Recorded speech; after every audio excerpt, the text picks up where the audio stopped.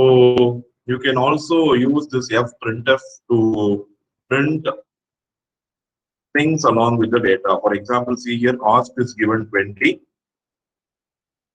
Okay, now fprintf, I am giving fprintf of single colon cost equal to dollar. I want to print $20 in the cost. Percentage d slash n comma cost. You know, percentage d is decimal, slash n is the next line. So if I run this command, I will get cost equal to $20, $20. If you want to append some special character to the integer, you can go for fprintf statement. It is called as format specifier.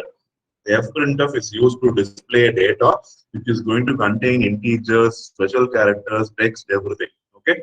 So 4 examples we have seen. One is this, next one is warning, next one is error, and last one is going to be fprintf. Okay, we might be using all the things depending on whatever application we are going to develop. So let us not restrict that this is used in for a specific case. In some cases, error might be used. Some cases, warning might be used. Some cases, display might be used. Okay, so each one has a specific need where it is going to be used. Yes, answer for this. Which function opens the dialog box? A, B, C, or D? I need answers for this. Please type your answers. Input DLG, disk, error dialog, input. So which one opens the dialog box for the user?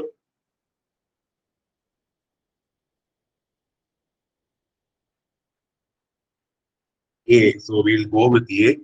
Disk, you know, it is going to give the output. Error dialog, we have not seen such function. And input again is going to give the input, but dialog box is open only by input DLG. So we'll go with input DLG. Yes. One more quiz. Which of these functions display the message to the user either in the script output or in the command window?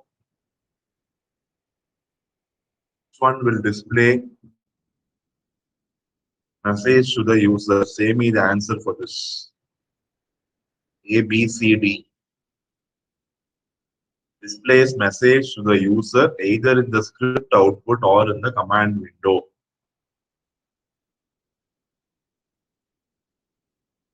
Let's go with warning. We have seen warning is going to display the message, right?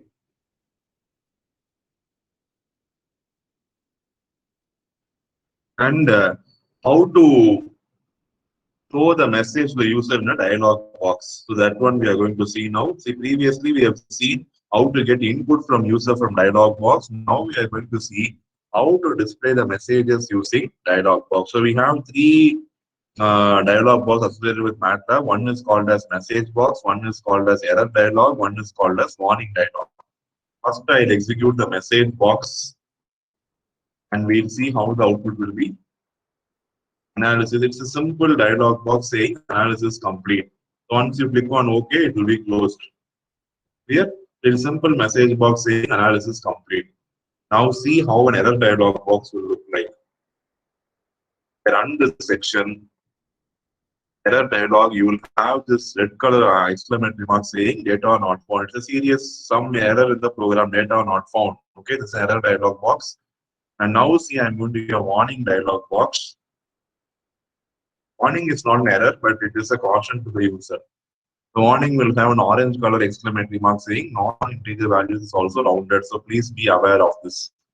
This is how you create dialog box for displaying some data to the user. The previous things, this warning error will display the command, will display the text in the command window. But if you want to display the same thing using a dialog box, you have 3 options in MATLAB. One is message box, error dialog, warning dialog.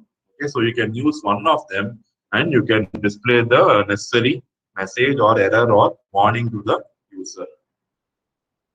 Which function gathers input from the user? Tell me the answer. A, B, C, or D. I want answers from everyone. Let this be interactive. Which function gathers input from the user? Message box, dialog box, display error. Message box, we have seen it is used to show a message to the user. Display error for displaying error messages to the user. The answer is input dialog. I have got answer from one person as input dialog. Yes, very good.